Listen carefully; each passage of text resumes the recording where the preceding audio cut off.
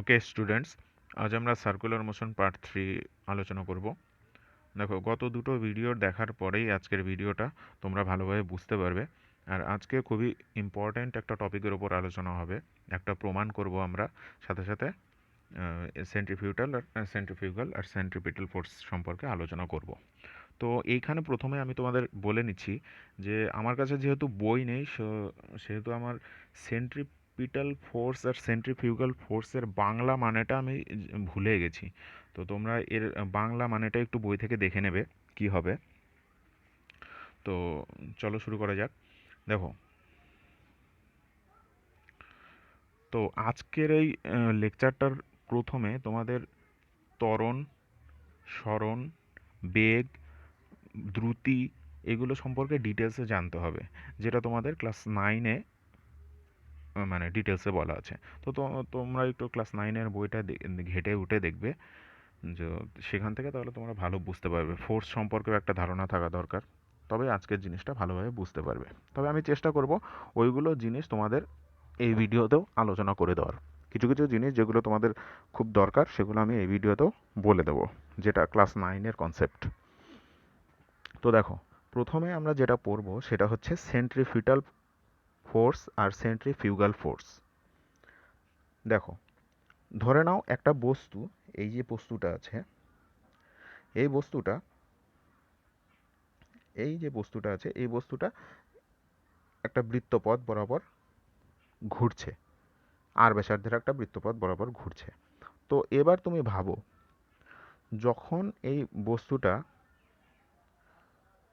এইভাবে ঘুরতে থাকবে, তখন তার ওপর, বস্তুটির ওপর ভেতরের দিকে একটা বল প্রযুক্ত হবে, যেটা কেন্দ্রের অভিমুখে কাজ করবে ব্যাসার্ধ বরাবর। আর আরেকটা বল প্রযুক্ত হবে, যেটা কিনা আসল প্রকৃত বল নয়, নকল এক টাইপের বল, যেটাকে সিউডো ফোর্স বলা হয়। সেটা বস্তুটার ঠিক ভেতরের দিকে বলটা প্রযুক্ত হলো, তার ঠিক বিপরীত মুখে প্রযুক্ত হবে। তো এই যে ভেতরের দিকে বলটা প্রযুক্ত হলো, একে বলা হবে সেন্ট্রিপিটাল ফোর্স, এফসি। আর সেন্ট্রিপিটাল ফোর্সের ঠিক বিপরীত অভিমুখে যে বলটা বাইরের দিকে প্রযুক্ত হচ্ছে, সেটাকে বলা হবে সেন্ট্রিফিউগাল ফোর্স। তো এই দুটোর অভিমুখ সম্পর্কে তোমরা মোটামুটিভাবে জানতে পারলে। এবার কেন সেন্ট্রিপিটাল ফোর্স আসছে আর কেন সেন্ট্রিফিউগাল ফোর্স আসছে সে সম্পর্কেও আমরা ডিটেলসে একটু পরে আলোচনা করব। আগে তুমি বুঝে নাও যে কোনটা সেন্ট্রিপিটাল ফোর্সের অভিমুখ হবে আর কোনটা সেন্ট্রিফিউগাল ফোর্সের অভিমুখ হবে। আবার বলছি, সেন্ট্রিপিটাল ফোর্সের অভিমুখ হবে বস্তু থেকে কেন্দ্র বরাবর ব্যাসার্ধ অভিমুখে, আর সেন্ট্রিফিউগাল ফোর্সের অভিমুখ হবে সেন্ট্রিপিটাল ফোর্সের ঠিক বিপরীত অভিমুখে। এটা সেন্ট্রিফিউগাল ফোর্স আর এটা সেন্ট্রিপিটাল ফোর্স। ওকে, এবার কয়েকটা বাস্তব উদাহরণ দিয়ে আমরা জিনিসটা আরো ভালো করে বোঝার চেষ্টা করব। দেখো, এটা হচ্ছে একটা রাস্তা, বৃত্তাকার, যেরকম মোড় ঘোরে, মোড়ে যেরকম হয়, বৃত্ত বরাবর একটা এইদিকে, মনে করা যেতে পারে এই দিকে একটা তার কেন্দ্র আছে। তো এবার দেখো, তুমি এর মধ্যে বসে আছো, এই একটা বাস আছে, এই বাসের মধ্যে তুমি আছো, এটা তুমি। এবার দেখো, যখন এই বাসটা এই বরাবর ঘুরবে, এই বরাবর যখন সে ঘুরবে, তার মানে আমি কি বলতে পারি, সে একটা বৃত্তপথ বরাবর ঘুরছে। তো এই ক্ষেত্রেও তার উপর একটা সেন্ট্রিপিটাল আর সেন্ট্রিফিউগাল ফোর্স কাজ করবে। তো সেন্ট্রিপিটাল ফোর্স কিভাবে কাজ করবে? দেখো, এই যে কেন্দ্রটা আছে, এই বরাবর কেন্দ্রের অভিমুখে কাজ করবে। আর সেন্ট্রিফিউগাল ফোর্স কোন দিকে কাজ করবে? সেটা তোমার উপরেই কাজ করবে, সেটা বাইরের দিকে। আর তার জন্যই কি হচ্ছে, তার জন্যই দেখো কেমন কেমন হয় আমি বলছি তোমাদের। তার জন্যই তুমি যখন বাসে বসে থাকো আর যখন বাসটা মোড় ঘোরে, তখন দেখবে যে তুমি জাস্ট মানে যেদিকে মোড়টা ঘুরছে তার বিপরীত দিকে তুমি যেন হেলে যাচ্ছ। আর সেটা কিসের জন্য হেলছো? সেটা এই সেন্ট্রিফিউগাল ফোর্সের জন্য হেলে যাচ্ছ। এবার এই যে তোমার মনে একটা প্রশ্ন হতে পারে যে আমি হেলছি এখানে সেন্ট্রিফিউগাল ফোর্সের জন্য, তাহলে সেন্ট্রিফিউগাল ফোর্স আমার উপর কাজ করে আমাকে বাইরের দিকে সরিয়ে দেওয়ার চেষ্টা করছে, তাহলে তো আমার বাস থেকে ওই দিকে পড়ে যাওয়ার কথা, কিন্তু আমি ঠিক জায়গায় বসে আছি কেন? এই জন্যই বসে আছি কারণ এই সেন্ট্রিফিউগাল ফোর্সের অপোজিটে আরেকটা ফোর্স কাজ করছে, যেটা হলো সেন্ট্রিপেটাল ফোর্স। আর এই দুটো ফোর্স পরস্পর সাম্য প্রতিষ্ঠা করছে, অর্থাৎ ব্যালান্স তৈরি করছে। এই ব্যালান্সের জন্যই তুমি বাসের মধ্যে বসে আছো, এই দিকে তুমি পড়ে যাচ্ছ না। এই দুটো ফোর্স পরস্পর সাম্য প্রতিষ্ঠা করছে বলেই তুমি বাসের মধ্যে বসে থাকতে পারছো। এইবার আর একটা প্রশ্ন হতে পারে যে আমরা সেন্ট্রিফিউগাল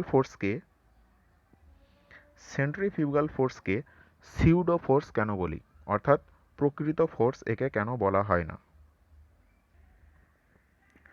এর জন্য তোমাকে একটা কনসেপ্ট জানতে হবে যে নির্দেশতন্ত্র কী জিনিস। ক্লাস 9-এ পড়েছো নির্দেশতন্ত্র কী। তো দেখো, নির্দেশতন্ত্র হচ্ছে যার সাপেক্ষে তুমি অন্য কোনো একটা বস্তুর গতি গতি মাপছো বা গতিটা পর্যবেক্ষণ করছো, সেটাই হলো নির্দেশতন্ত্র। যেরকম ধরো এই কেসে বাস, এই যে বাসটা আছে, বাসটা হচ্ছে নির্দেশতন্ত্র। আর এই নির্দেশতন্ত্রের ওপরে তুমি বসে আছো। তো তুমি একটা নির্দেশতন্ত্রের ওপরে বসে থেকে এই পুরো ব্যাপারটাকে জাজ করছো। তো এবার সিউডো ফোর্স বলার কারণ হচ্ছে নির্দেশতন্ত্রটা যদি অ্যাক্সিলারেশন বা ত্বরণে থাকে, তাহলে সেই সময় পর্যবেক্ষকের ওপর যে ফোর্সটা কাজ করে সেটা হলো সেন সেটা হলো সিউডো ফোর্স। তাহলে দেখো ব্যাপারটা মিলিয়ে দিচ্ছি। এখানে দেখো তুমি কোন নির্দেশতন্ত্রের ওপর বসে আছো? ত্বরণ সহকারে যাচ্ছে এমন একটা নির্দেশতন্ত্রের ওপর বসে আছো, অর্থাৎ অ্যাক্সিলারেটেড একটা রেফারেন্সে বসে আছো তুমি। ত্বরণ সহ নির্দেশতন্ত্রে যাচ্ছে, অর্থাৎ এই বাসে বসে আছো। আর তুমি হচ্ছে পর্যবেক্ষক। আর এই যে সেন্ট্রিফিউগাল ফোর্সটা কাজ করছে কার ওপর কাজ করছে? তোমার ওপরে কাজ করছে, অর্থাৎ পর্যবেক্ষকের ওপর কাজ করছে। তাই জন্য এই সেন্ট্রিফিউগাল ফোর্সকে আমরা বলি সিউডো ফোর্স, প্রকৃত ফোর্স নয়। ওকে, এবার যাদের বুঝতে অসুবিধা হচ্ছে আবার বলে দিচ্ছি। দেখো, এখানে নির্দেশতন্ত্র হচ্ছে এই বাস, আর এই নির্দেশতন্ত্রের ওপর তুমি হলে একজন পর্যবেক্ষক, অবজারভার। এবার সিউডো ফোর্সের সংজ্ঞাতেই বলা হয়েছে যে নির্দেশতন্ত্রটা যদি ত্বরণ সহকারে যায়, ত্বরণ সহ গতিশীল হয়, তাহলে সেই নির্দেশতন্ত্রের ওপরে যে পর্যবেক্ষক আছে সেই পর্যবেক্ষকের ওপর যে বল প্রযুক্ত হয় সেটি সিউডো ফোর্স হয়। তাহলে দেখো, এখানে যে নির্দেশতন্ত্রটা আছে, বাসটা ত্বরণ সহকারে যাচ্ছে, আর এই যে সেন্ট্রিফিউগাল ফোর্সটা আছে সেটা কাজ করছে পর্যবেক্ষকের ওপরে। সেই জন্য এই সেন্ট্রিফিউগাল ফোর্সকে আমরা সিউডো ফোর্স বলবো। ওকে, আশা করি এবার বুঝতে পেরেছো। এবার আমরা নেক্সট টপিকের দিকে এগোবো। চলো এ সম্পর্কে আর একটা উদাহরণ নেওয়া যাক। দেখো, এটা হলো সূর্য। এবার সূর্যের চারিদিকে পৃথিবী বৃত্তপথে ঘুরছে, যদিও উপবৃত্তাকার পথে ঘোরে, তবে আমরা এখানে অ্যাজাম্পশন নিয়ে নিচ্ছি যে বৃত্তাকার পথেই ঘুরছে। তো দেখো, এখানে এটা হলো পৃথিবী। এবার এই পৃথিবীটার ওপরেও যেহেতু এ একটা বৃত্তপথ অতিক্রম করছে, তাই জন্য তার ওপরেও একটা সেন্ট্রিপেটাল ফোর্স কাজ করবে, আর সেই সেন্ট্রিপিটাল ফোর্সের বিপরীত অভিমুখেও একটা সেন্ট্রিফিউগাল ফোর্স কাজ করবে। এবার এখানে সেন্ট্রিপিটাল ফোর্স যেটা আছে, সেন্ট্রিপিটাল ফোর্সটা আসলে কি? এখানকার সেন্ট্রিপিটাল ফোর্সটা হচ্ছে আসলে গ্র্যাভিটেশনাল ফোর্স। কেন গ্র্যাভিটেশনাল ফোর্স? কারণ এই অভিমুখে এই অভিমুখে কোন ফোর্স কাজ করছে? প্রকৃতপক্ষে কাজ করছে গ্র্যাভিটেশনাল ফোর্স। কারণ আমরা নিউটনের ল থেকে জানি যে দুটি বস্তু পরস্পরকে সবসময় আকর্ষণ করবে। তো এই গ্র্যাভিটেশনাল ফোর্সটাই হলো এখানে সেন্ট্রিপিটাল ফোর্স, আর এটা হলো রিয়াল ফোর্স, প্রকৃত ফোর্স। আর এইখানে সেন্ট্রিফিউগাল ফোর্স কাজ করছে। সেন্ট্রিফিউগাল ফোর্সটা কাজ করছে কোন দিকে? সেন্ট্রিপিটাল ফোর্সের ঠিক বিপরীত অভিমুখে কাজ করছে। তো এই দুটো ফোর্সের জন্যই এই পৃথিবীটা কখনো এই বৃত্তাকার পথ থেকে ছিটকে এই দিকে চলে যাচ্ছে না। ছিটকে না গিয়ে কি আছে? ব্যালেন্স অবস্থায় এই ঠিক বৃত্তাকার পথ বরাবর ঘুরে বেড়াচ্ছে। আশা করি বুঝতে পেরেছ। ওকে, এবার আমরা সেন্ট্রিপিটাল ফোর্সের যে রাশিমালাটা আছে, খুবই ইম্পর্ট্যান্ট একটা রাশিমালা, যে centripetal force is equals to M omega square R হয়, আবার centripetal force is equals to M V square by R, যেখানে এম ওমেগা, ওমেগা বলতে বোঝাচ্ছে, ওমেগা তোমরা জানো কৌণিক ত্বরণ, আর আরও তোমরা জানো, আর হচ্ছে এই ব্যাসার্ধটা হচ্ছে আর, আর এম, এমটা হচ্ছে যে বস্তুটা এখানে ঘুরে বেড়াচ্ছে সেই বস্তুটার ভর বা মাস। এবার এটার আমরা সলিউশন করব। দেখো, এটা প্রমাণ করব কি করে। দেখো, আমরা প্রথমে বলে নিয়েছি যে একটা এম ভরের বস্তু, এই বস্তুটা এই বৃত্তাকার পথ বরাবর ঘুরছে, ঠিক আছে? তো বৃত্তাকার পথ বরাবর ঘুরছে, এর একটা বেগ ধরে নিয়েছি আমরা, এর বেগ হচ্ছে ভি বেগে ঘুরছে। তো দেখো, বেগ হচ্ছে একটা ভেক্টর রাশি, ঠিক আছে? বেগের মান আছে আর অভিমুখও আছে। তো এই বেগটা, তোমার কাছে প্রশ্ন থাকলো যে এইখানে যে বেগটা আছে, এই বেগটার ধরো মানটা সেম, সব জায়গায় সেম, এখানেও 10 মিটার/সেকেন্ড, এখানেও 10 মিটার/সেকেন্ড, এখানে যখন আসছে তখনও 10 মিটার/সেকেন্ড, এখানেও 10 মিটার/সেকেন্ড, এখানেও 10 মিটার/সেকেন্ড, অর্থাৎ সব জায়গায় আমি বেগের মান ধরে নিচ্ছি 10 মিটার/সেকেন্ড। তাহলে তোমার কাছে প্রশ্ন হচ্ছে, এটা কি সমবেগ? অর্থাৎ বস্তুটা কি সমবেগে ঘুরছে? বেগ কি কনস্ট্যান্ট আছে? এটা হলো তোমার কাছে প্রশ্ন। তুমি ভাবো, 1 মিনিট ভাবো, ভেবে উত্তর দাও। ভিডিওটা পজ করো, পজ করে 1 মিনিট ভাবো, ভেবে উত্তর দাও যে বস্তুটার বেগের মান সব জায়গায় সমান, এই বৃত্তপথের যে কোনো জায়গায় যাও দেখো 10 মিটার/সেকেন্ডই আছে, ঠিক আছে? তাহলে কি তুমি এই বেগটাকে কনস্ট্যান্ট বেগ বলবে? পজ করে জিনিসটা ভাবো, তারপরে উত্তর দাও, তারপরে আমার উত্তরের সঙ্গে মিলিয়ে দেখো।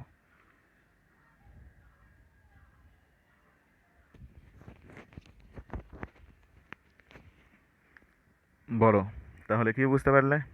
তোমার উত্তর কি? ওকে, তুমি কমেন্ট সেকশনে জানিয়ে দিও যে তোমার উত্তর কি। তো আমি তোমাকে বলে দিচ্ছি, এটাকে আমি সমবেগ বলতে পারবো না, সমবেগ বলা যাবে না। কেন বলা যাবে না?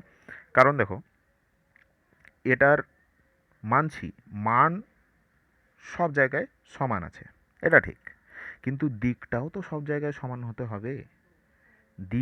দিককেও তো সব জায়গায় সমান হতে হবে। এই বৃত্তপথে সব জায়গায় কি দিক সমান আছে? না, সমান নেই। কেন? কারণ এইখানে ওর বস্তুটার দিক কোন দিকে? ঠিক স্পর্শক বরাবর এই অভিমুখে। যখন বস্তুটা এইখানে এলো তখন তার দিক কোন দিকে? স্পর্শক বরাবর এই অভিমুখে। যখন বস্তুটা এইখানে এলো তখন তার দিক কোন দিকে? স্পর্শক বরাবর এই অভিমুখে। তাহলে দিক কিন্তু প্রত্যেকটা মুহূর্তে, এভরি ইনস্ট্যান্ট এটা চেঞ্জ হচ্ছে। তাহলে যেহেতু, এখন আমি তাহলে কি কনক্লুশনে পৌঁছাতে পারি? যেহেতু বেগ একটি ভেক্টর রাশি এবং এখানে মান সেম আছে ঠিকই, কিন্তু দিক প্রত্যেক মুহূর্তে সেম থাকছে না, চেঞ্জ হচ্ছে, প্রত্যেক মুহূর্তেই চেঞ্জ হচ্ছে, তাই জন্য এই বস্তুটাকে আমি সমবেগ বলতে পারি না, কিন্তু সমদ্রুতি বলতে পারি। তাহলে এবার তোমার মনে প্রশ্ন হতে পারে যে দ্রুতিটা কি জিনিস? দ্রুতি হচ্ছে যার মান সবসময় সেম থাকবে, দিক আলাদা আলাদা হলেও চলবে, ঠিক আছে? এটা সব থেকে ভালো ডিটেলসে ক্লাস 9-এ বলে দেওয়া আছে। তার মানে এখানে সমদ্রুতিতে চলছে, সমবেগ তো বলতে পারবো না, কিন্তু সমদ্রুতিতে চলছে।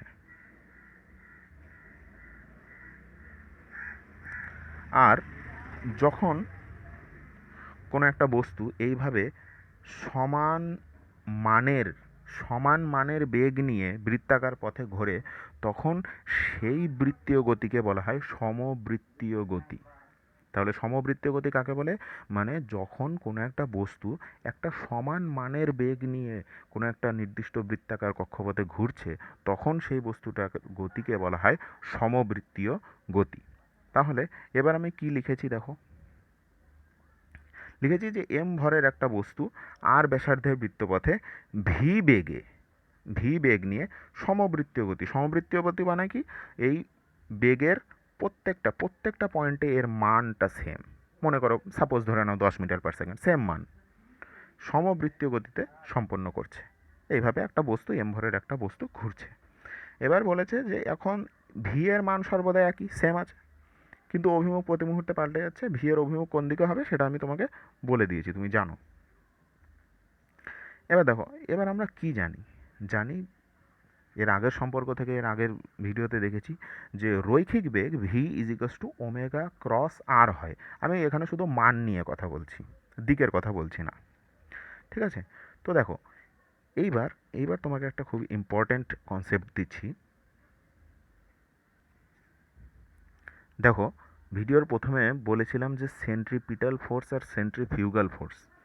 এবার তোমাকে একটা ভালো একটা কোশ্চেনের উত্তর দিচ্ছি যে সেন্ট্রিপিটাল ফোর্স কেন আসছে।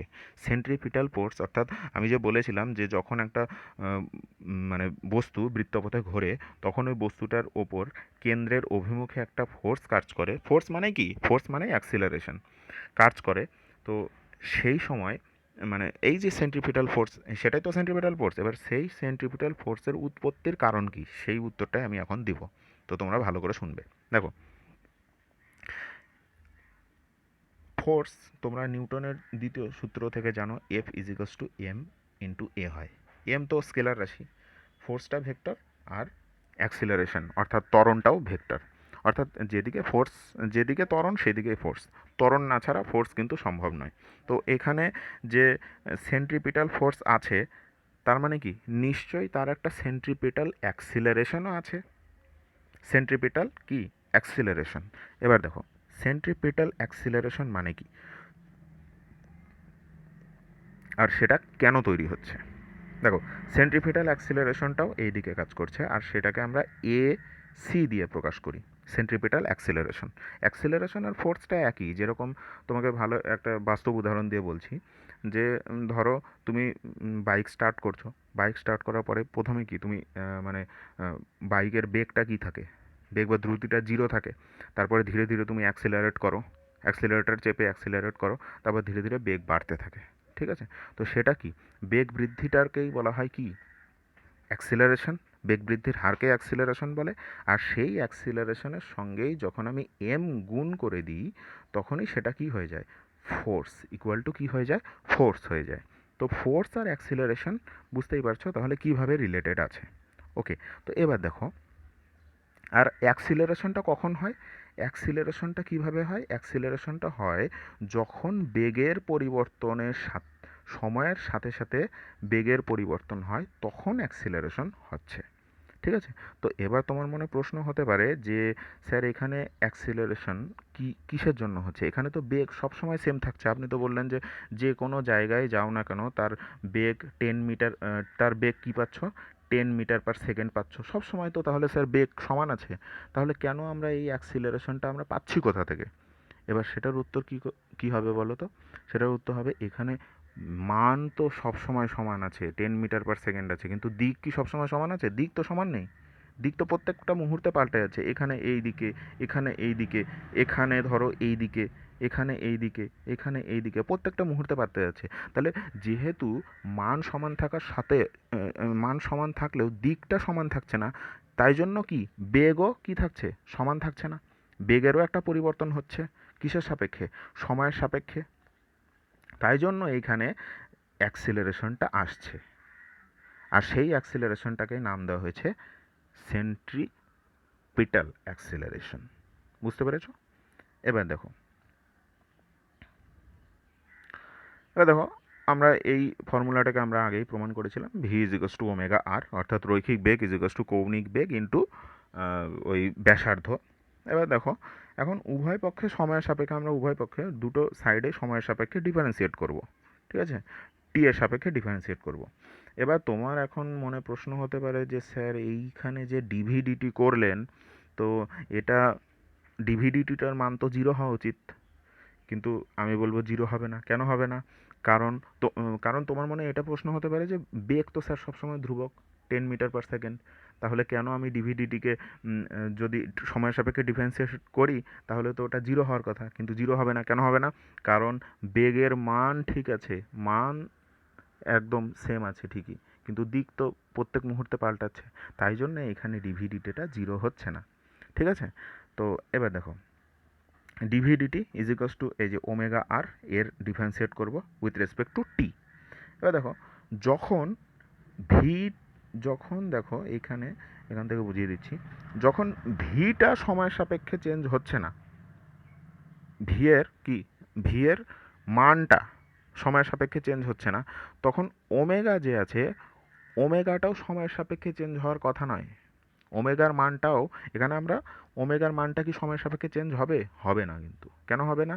কারণ এইভাবে যখন ঘোরে, ওমেগা ইজিকস টু কি, omega equals to V by R হচ্ছে। তাহলে মানটা চেঞ্জ হচ্ছে কি, ভি এর মানটা চেঞ্জ হচ্ছে না। আর এর মানটা চেঞ্জ হচ্ছে কি, আর এরও কিন্তু মানটা চেঞ্জ হচ্ছে না। তাহলে ওমেগার মান কি চেঞ্জ হবে? ওমেগার মানও কিন্তু চেঞ্জ হবে না। আর দিক কি চেঞ্জ হবে? দিকও চেঞ্জ হবে না। কেন? কারণ এই দিকে যদি ঘোরে, তাহলে ওমেগার অভিমুখ কোন দিকে হয়? এদিক বরাবর হয়। এটা একটা কৌণিক ভেক্টর। কৌণিক ভেক্টরের অভিমুখ কোন দিকে হয় সেটা তুমি জানোই। তো এদিক বরাবর যখন ঘুরবে, ওমেগার তো দিকটাও সবসময় এই দিকেই থাকবে। ওমেগার দিকও চেঞ্জ হবে না।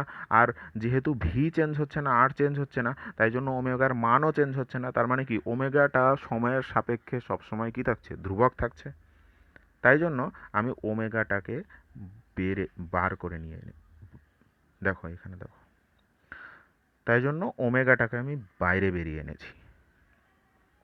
এবার আরটাকে আমি বাইরে বের করতে পারিনি। কেন বের করতে পারিনি? কারণ দেখো,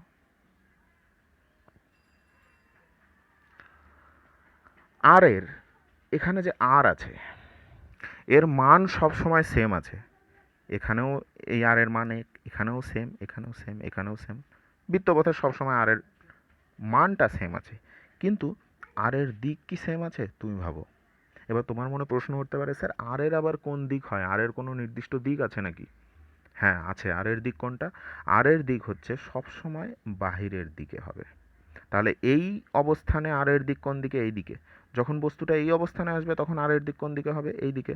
দিক পাল্টে গেল, মান তো সেম, কিন্তু দিক পাল্টে গেছে। তার মানে আর এর তো চেঞ্জ হচ্ছে সময়ের সাপেক্ষে, দিকের তো চেঞ্জ হচ্ছে। সেই জন্য আমরা আরটাকে বাইরে আনতে পারিনি। এবার ধরো যখন এইখানে চলে এলো, তখন আর এর দিক কোন দিকে হবে? এই দিকে। এইখানে যখন এসছে, তখন আর এর দিক কোন দিকে হবে? এই দিকে। তাই জন্য আমরা আরটাকে টি এর বাইরে বের করতে পারিনি। কারণ আর এর ধ্রুবক নয়। কেন ধ্রুবক নয়? কারণ ওর মান তো সেম আছে, কিন্তু দিকটা সেম নেই। তাই জন্য আরটাকে ভিতরে রেখেছি। এবার এবার দেখো, বেগ, এটা তোমরা পরবর্তীকালে শিখবে, বেগ সমান সমান সবসময় ডি আর ডিটি হয়। অর্থাৎ দৈর্ঘ্যের পরিবর্তনের হার। দৈর্ঘ্যের পরিবর্তনের হারকে কি বলা হয়? বেগ বলা হয়। তাই জন্য আমি ডি আর ডিটির জায়গায়, এইখানে যে ডি আর ডিটি আছে সেই জায়গায় ভি বসিয়ে দিলাম, ব্যাস হয়ে গেল। তার মানে এখন কি কি পাচ্ছি? এখন আমরা পাচ্ছি এখান থেকে সরাসরি পেয়ে গেলাম যে DV DT is equals to omega into V. এবার এই ডিভিডিটি মানে এসি। এসি বলতে কি, এটা অ্যাকচুয়ালি কি, ডিভিডিটিটা অ্যাকচুয়ালি কি, বেগের পরিবর্তন হচ্ছে উইথ রেসপেক্ট টু কি, টাইম। বেগের দিকের পরিবর্তন হচ্ছে উইথ রেসপেক্ট টু কি, টাইম। আর তার জন্যই কি তৈরি হচ্ছে? তার জন্যই তৈরি হচ্ছে সেন্ট্রিপিটাল ফোর্স। Centripetal force. আর এখানে যেহেতু এম তো গুণ নেই, এম গুণ থাকলে তাহলে ফোর্স করে দিতাম। এম যেহেতু গুণ নেই, তাই জন্য আমি কি করব? অ্যাক্সিলারেশন করব। তাহলে ডিভিডিটি মানে কি? অ্যাক্সিলারেশন হয়। তো সবসময় মাথায় রাখবে, অ্যাক্সিলারেশন ইজ ইকুয়ালস টু বেগের পরিবর্তন বাই সময়। আর বেগ ইজ ইকুয়ালস টু দূরত্বের পরিবর্তন বাই সময়, ডিআরডিটি। ঠিক আছে? তাহলে এইখানে কি হলো, আমার অ্যাক্সিলারেশন পেয়ে গেলাম। কিসের acceleration? Centripetal acceleration. AC is equals to omega into V. এবার V V is equals to আমরা কি জানি? V equals to omega into R. ব্যাস ভ্যালুটা বসিয়ে দিলাম। এখান থেকে এখানে কি করে এলাম দেখো, ভ্যালুটা বসিয়ে দিলাম ওমেগা ইন্টু আর। তাহলে কি হয়ে গেল? দুটো ওমেগা হয়ে গেল, ওমেগা স্কোয়ার।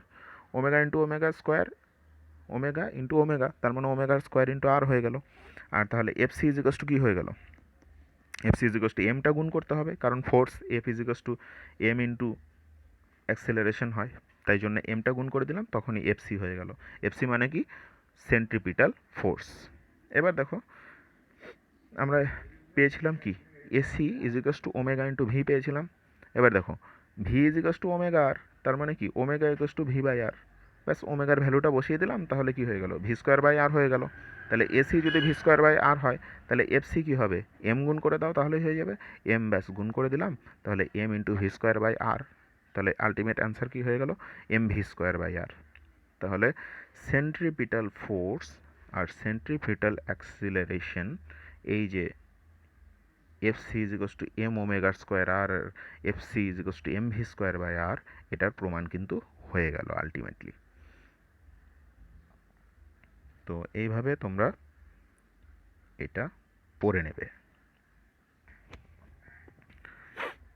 আর এটা যেটা পড়ালাম F C is equals to M ওমেগার square R M V square by R, এটা খুবই ইম্পর্ট্যান্ট। এটা প্রমাণ কিন্তু প্রত্যেকবার মানে অল্টারনেট ওয়েতে আসেই আসে। তো খুব ভালো করে পড়ে নেবে। আর তোমাদের বইয়ে হয়তো আছে, অন্যরকমভাবে আছে, অনেক বড়ও হয় এই প্রমাণটা, আসলে অনেক বড় হয়। তো আমি কেটে কুটে একটু ছোট ছোট করে দিয়েছি প্রমাণটাকে।